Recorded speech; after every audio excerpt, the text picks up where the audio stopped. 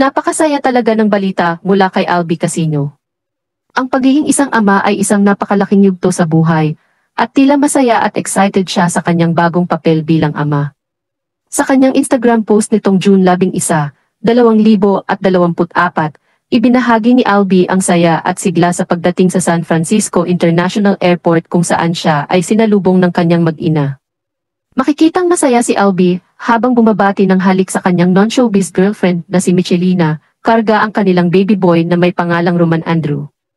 Sa caption ni Albi, ibinahagi niya ang kanyang kasiyahan sa pagkikita sa kanyang anak na si Roman Andrew. Bagamat walang detalye kung kailan isinilang si Roman, saad niya na napakalaking karangalan at responsibilidad ang maging isang ama.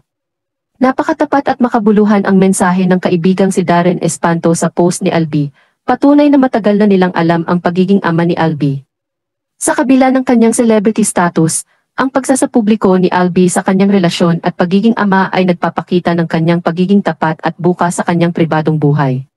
Sa kabuuan, ang pagiging ama ay isang masaya at mahalagang yugto sa buhay, at tila tagumpay at kagalakan ang dala ng pagdating ni Roman Andrew sa buhay ni Albi.